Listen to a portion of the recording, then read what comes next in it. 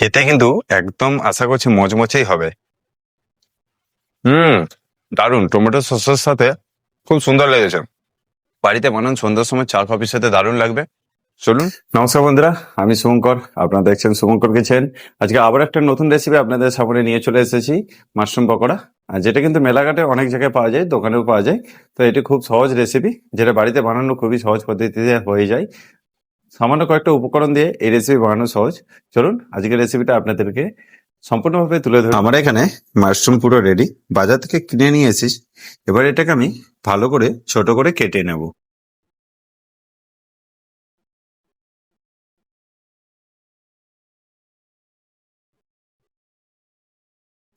এইরকম পিস করবেন, এর থেকে কিন্তু খুব বেশি ছোট করার দরকার নেই।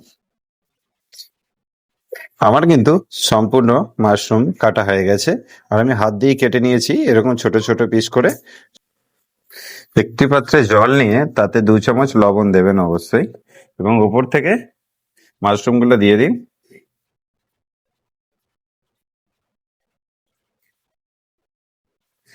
1 মিনিটের জন্য মাশরুমটাই জলেই রেখে দেবো। আমি এখানে প্রায় 300 থেকে 350 গ্রামের মতো বেসন নিয়ে আসি। এবার এর মধ্যে দিয়ে দেবো জল।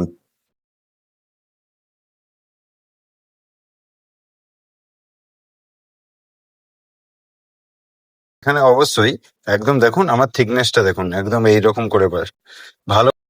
এবার আমি এর মধ্যে দিয়ে দেবো লবণ। এর মধ্যে দিয়ে দেবো প্রায় ½ চা চামচ বেকিং সোডা। এখানে অবশ্যই লঙ্কার গুঁড়ো দেবেন। আমি এখানে ছোট চামচের 1 চামচ লঙ্কার গুঁড়ো দিয়েছি, যাতে খেতে সুন্দর হয়। আর একটু মুখে মিষ্টতা আনার জন্য সামান্য পরিমাণ এখানে চিনি দেবেন। আর খুবই সামান্য পরিমাণে এখানে আমি দিয়ে দেবো জিরের গুঁড়ো। দেখুন আমার ব্যাটার কিন্তু একদম রেডি। এবার এর মধ্যে মাশরুমগুলো দিয়ে ভেজে নিলেই কিন্তু আপনার মাশরুম পকোড়া সম্পূর্ণ রেডি হয়ে যাবে। অবশ্যই আপনারা লবণটা চেক করে নেবেন। আচ্ছা, এর মধ্যে এবার দিয়ে দেবো কালো জিরে ওটাই।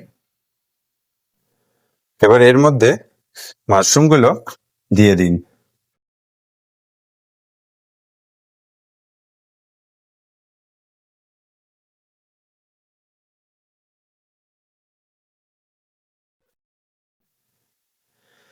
এবার কড়াইতে তেল দিয়ে দেবো।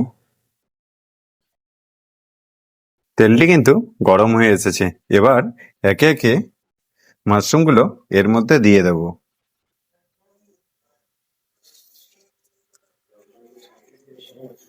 গ্যাসের ফ্লেমটা একটু মিডিয়াম করব।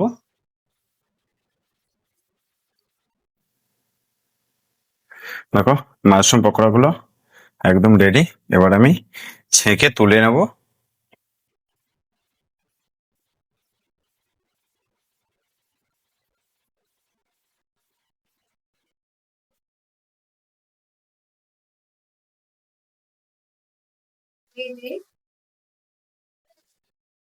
দেখুন বন্ধুরা, আমার কিন্তু একদম মাশরুম পকোড়া রেডি, আর তার সাথে টমেটো সস।